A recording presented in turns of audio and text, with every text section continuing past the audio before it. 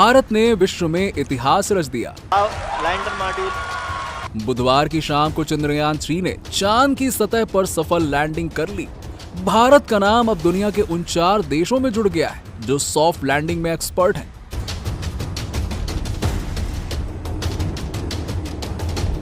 इस सफलता को हासिल करने वाला भारत दुनिया का चौथा देश बन चुका है। पिछली बार चंद्रयान 2 की क्रैश लैंडिंग हुई थी, तब भारत को बहुत ही मायूसी हाथ लगी थी, लेकिन इस बार तगड़ी तैयारी की गई थी और नतीजा सफलता के रूप में सामने आया।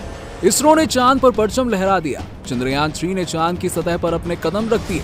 जी हाँ दोस्तों, और अब पूरे विश्व को चांद से जुड़े कई सवालों के जवाब मिलेंगे, क्योंकि दुनिया का सबसे शक्तिशाली मुल्क अमेरिका चांद तक पहुंच तो गया, लेकिन चांद का रहस्य सुलझाने में नाकाम रहा। रूस चांद तक तो पहुंच गया, लेकिन चंद्रमा पर जीवन की संभावना है या नहीं, इस सवाल का जवाब तलाश नहीं सका। चांद पर चीन का अंतरिक्ष यान भी लैंड हुआ, लेकिन चांद की पहेली सुलझ नहीं सकी। लेकिन अब चांद पर कुछ ऐसा जरूर देखा गया है जिसने सबको हैरान करके रख दिया है। जी हाँ दोस्तों, चांद पर एलियन की मौजूदगी दिखाई दी है। जी हाँ दोस्तों, भले ही भारत का चंद्रयान लैंडिंग के वक्त फेल हो गया था, लेकिन भारत के मिशन से दुनिया को पहली बार ये पता चल पाएगा कि चांद पर पानी मौजूद है। इससे पहले चांद पर पानी की संभावनाओं को नासा सिरे से नकार चुका था। अब पूरी दुनिया की नजरें भारत के चंद्रयान 3 पर है। 23 अगस्त को चंद्रयान 3 की सफल लैंडिंग हुई। मतलब है चांद को लेकर इंसानी दिमाग में चल रहे एक एक सवाल का जवाब मिलने की उम्मीद। दोस्तों, आपको बता दें कि बीते साल चांद को लेकर नासा के एक बड़े वैज्ञानिक की भविष्यवाणी सामने आई थी। नासा के अंतरिक्ष प्रोग्राम के चीफ हॉवर्ड ह्यू ने दावा किया था कि साल 2030 से पहले चांद पर इंसान लंबे वक्त तक रह सकता है। तो क्या धरती से 3,84,000 किलोमीटर दूर चंद्रमा पर जिंदगी संभव है? वैज्ञानिक हॉवर्ड ह्यू के मुताबिक साल 2030 से पहले चांद पर इंसान एक्टिव हो सकते हैं, जिसमें उनके रहने के लिए बस्ती होगी और उनके काम में मदद करने के लिए रोवर्स होंगे। इस दशक में हम कुछ लंबे कालखंडों के लिए चांद पर रह सकते हैं। वहाँ इंसानों के रहने लायक जगह होगी, उनके पास जमीन पर रोवर्स होंगे। हम चांद की जमीन पर इंसानों को भेजेंगे और वहां रहकर वैज्ञानिक काम करेंगे। वैज्ञानिक जल्द ही वहां के वातावरण में ढल जाएंगे। लेकिन अब सवाल ये आता है कि आखिरकार चंद्रयान 3 के चांद पर उतरने से क्या फायदा होने वाला है? नासा ने चांद पर इंसानी बस्ती बसने का दावा किया है, लेकिन ये कैसे होगा? सवाल बड़ा है। इस सवाल का जवाब भारत का चंद्रयान 3 खोजेगा। वैज्ञानिकों की माने तो पूरी दुनिया की नजरें भारत के मिशन चांद पर टिकी हुई हैं, क्योंकि चांद के साउथ पोल पर सॉफ्ट लैंडिंग करने वाला भारत पहला देश बन गया है। अब सवाल ये है कि आखिर चांद पर सॉफ्ट लैंडिंग करना इतना चुनौतीपूर्ण क्यों है? चंद्रमा पर सबसे पहले सॉफ्ट लैंडिंग वर्ष 1966 में ही कर ली गई थी और ये सॉफ्ट लैंडिंग रूस के लूना 9 अंतरिक्ष यान ने की थी। इसके 1 महीने बाद अमेरिका ने भी चांद पर सॉफ्ट लैंडिंग की थी। ये सॉफ्ट लैंडिंग अमेरिका के सर्वेयर 1 ने की थी। यही नहीं, अमेरिका ने तो वर्ष 1969 में चंद्रमा पर इंसान पहुंचा दिए थे। अपोलो 11 मिशन में ही नील आर्मस्ट्रॉन्ग और बज एल्ड्रिन गए थे। आखिरी बार चंद्रमा पर किसी इंसान ने वर्ष 1972 में कदम रखा था। इस बार भी अमेरिका ने ही अपने अपोलो 17 मिशन के जरिए इंसानों को चंद्रमा पर भेजा था।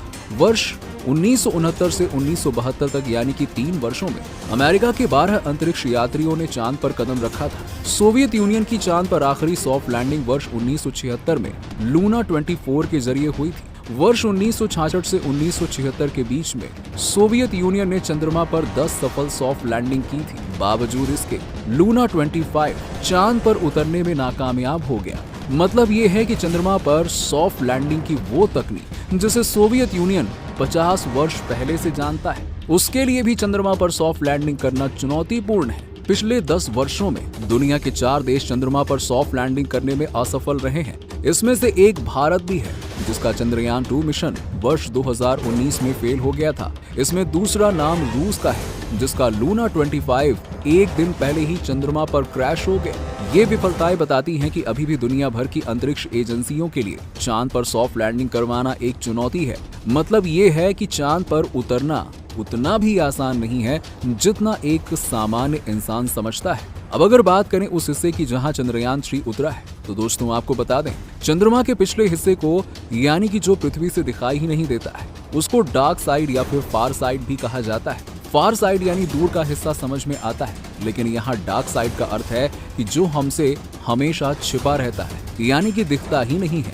यहाँ डार्क साइड का अर्थ अंधेरे में रहने वाला हिस्सा नहीं है।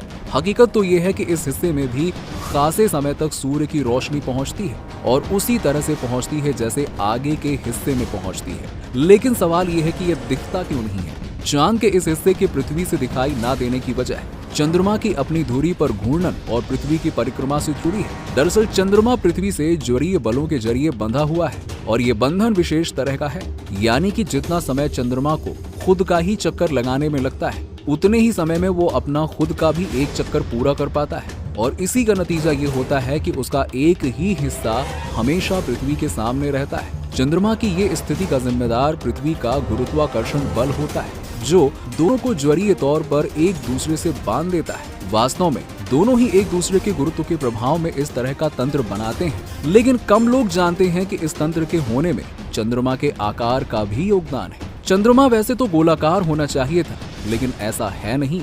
समय के साथ चंद्रमा का छोटा हिस्सा पृथ्वी की ओर आ गया और बड़ा हिस्सा पृथ्वी से दूर का यानी कि पीछे का हिस्सा बन गया। गुरुत्व ने इस असमान वितरण में एक घुमावदार बल पैदा किया जिससे चंद्रमा स्प्रिंग की तरह वापस अपनी जगह पे आ जाता है और इस स्प्रिंग की तरह गति को लूनार लिबरेशन कहते हैं। इन सब के पीछे ज्वरीय बल है। जिस तरह से चंद्रमा का गुरुत्वाकर्षण के कारण पृथ्वी के महासागरों की जल स्तर ऊपर नीचे होकर ज्वार भाटा का प्रभाव देता है, वो प्रभाव पृथ्वी की वजह से चंद्रमा पर तब पड़ा जब चंद्रमा तरल अवस्था से ठोस आकार का रूप ले रहा था। तब पृथ्वी के शक्तिशाली गुरुत्वाकर्षण बल ने ज्वरीय प्रभाव पैदा किया था जिससे वो गोलाकार न रहकर रग्बी गेंद के जैसा गोलाकार रह गया। अब गौर करने वाली बात यह है कि चंद्रमा के दोनों ही हिस्से पूरी तरह से एक समान बिल्कुल भी नहीं है, क्योंकि पिछला वाला हिस्सा ज्यादा तेजी से ठंडा हुआ और इसीलिए वहां पे ज्यादा क्रेटर भी है। वहीं दूसरी तरफ पास के हिस्से को भी ज्यादा विकिरण मिला और इस वजह से भी वो देर से ठंडा हुआ था।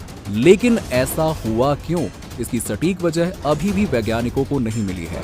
अब आपको बता दें कि चंद्रमा के पिछले हिस्से की पहली तस्वीर 1959 में सोवियत संघ के लूना अंतरिक्ष यान ने ली थी। उसके बाद कई यानों ने उसकी तस्वीरें ली जिससे उसके बारे में काफी कुछ पता चला। इसके अलावा कुछ साल पहले ही चीन चंद्रमा के पिछले हिस्से पर रोवर भेजने वाला पहला देश बन गया था। अब दोस्तों ये कोई पहली बार नहीं है जब कोई अंतरिक्ष यान चांद की सतह पर पहुंच गया हो, लेकिन चंद्रमा के दक्षिणी ध्रुव पर पहुंचने वाला भारत दुनिया का पहला देश है। इससे पहले अमेरिका, चीन और रूस अपने मून मिशन को पूरा कर चुके हैं। तो दोस्तों चंद्रयान 3 की सफल लैंडिंग और चांद पर एलियंस की खबरों के बारे में आपका क्या कहना है? नीचे हमें कमेंट सेक्शन में कमेंट करके